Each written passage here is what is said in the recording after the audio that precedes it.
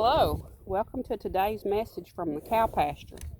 So today I have got Strawberry standing here with me, and I got away without the bag of treats, so she's going to be disappointed.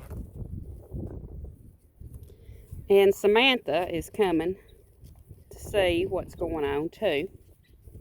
Hey Samantha, how are you? Samantha likes petting.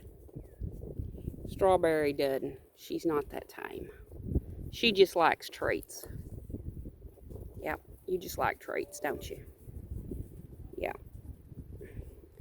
We've got several little calves here come to see what we're doing. And then a bigger heifer.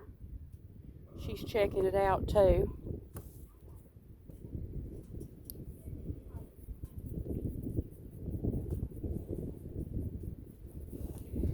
So we've got these little yellow weeds coming on, and they need to be sprayed, but the problem is that most of the ground is too wet to get over with the tractor without leaving ruts. And if you leave ruts, then that makes it harder to drive and messes up your ground, so you don't really want to do that if you can help it.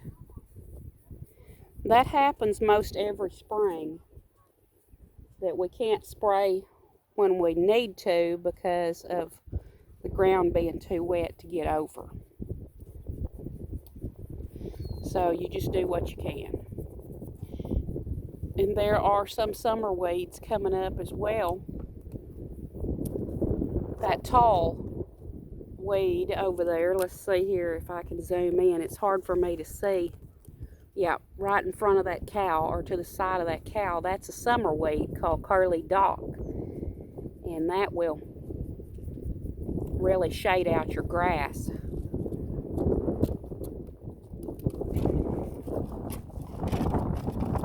the purpose of spraying of weeds is to reduce the competition so you can have more grass for your animals to eat.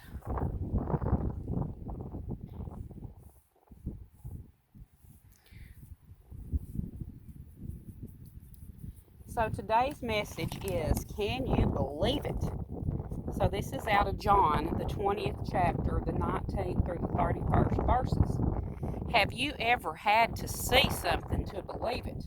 Like if your mom come in and told you there was a puppy waiting for you at home, you might have a hard time believing it was true until you actually got home and saw the puppy with your own eyes. Now, today our Bible lesson is about believing what we cannot see. On the evening of the first Sunday after Jesus was crucified, his disciples were together in a locked room. They were afraid those who had crucified Jesus would also want to put them to death. Samantha.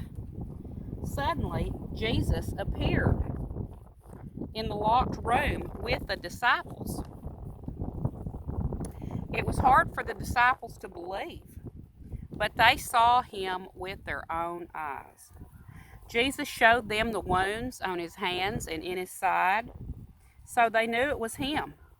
One of the disciples, whose name was Thomas, was not with the others when Jesus appeared to them.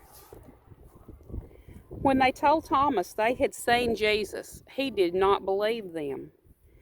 He had seen Jesus crucified and buried. How could it be that he was alive? Thomas said, "Unless I see the wound in his side and put my finger in the holes where the nails were in his hands, I will not believe." Thomas fell. 1 week later, the disciples were in the locked room again, and this time Thomas was with them. Again, Jesus came and stood among the disciples. Jesus said to Thomas, "Put your finger here and see my hands. Reach out and put your hand in my side. Stop doubting and believe." Thomas fell on his knees and answered Jesus, "My Lord and my God." Jesus said to him, "Because you have seen me, you have believed. Blessed are those who have not seen me and have yet believed. You and I have never seen Jesus with our own eyes. The question is, will we be a doubter like Thomas, or will we be blessed because we believe even though we have not seen? Let us end with a prayer. Dear Father, help us to believe in our heart those truths that we find in your holy word, even though we have not seen them with our own eyes. Amen. That is tough to believe something that you have not seen. But Jesus asks us to take a leap of faith and believe in him. And I do. And I think you should too.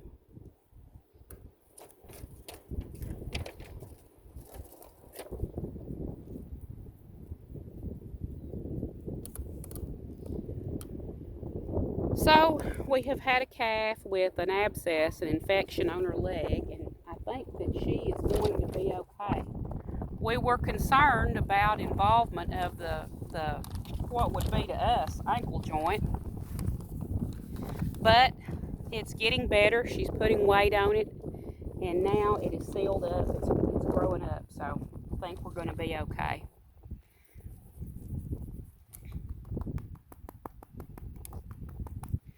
So this panel that's here in front of this feeder, that is creep feeder. We don't always put feed in that feeder.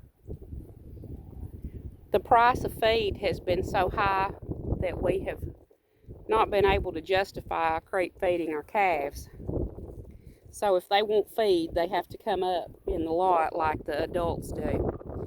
So this feeder, this panel, when there are two of those, there are two panels that go down the side, and then the one with the slots in it goes in the front so that only calves can get in there. Now the feeder that's sitting there is made to be used without those panels. However, we have some cows that can get in there if you don't use the additional panels. We wondered why that the feed was disappearing so quickly a couple of years ago, until we caught a cow down on her front knees getting in the creep feeder eating feed. So you just never know what they're going to do.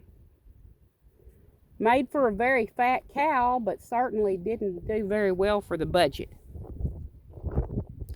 So anyway, one gets surprises.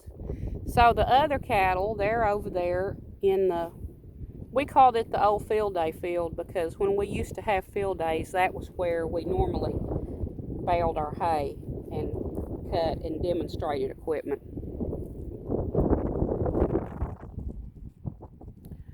So thank you for joining me today. The other donkeys are making their way over here. Jenny and Jack. Jenny's our oldest donkey. And I hope you have a fantastic week next week. And I hope you'll do something nice for someone so that they might see Jesus in you. Thank you for joining me, and I hope you will again next week. Goodbye.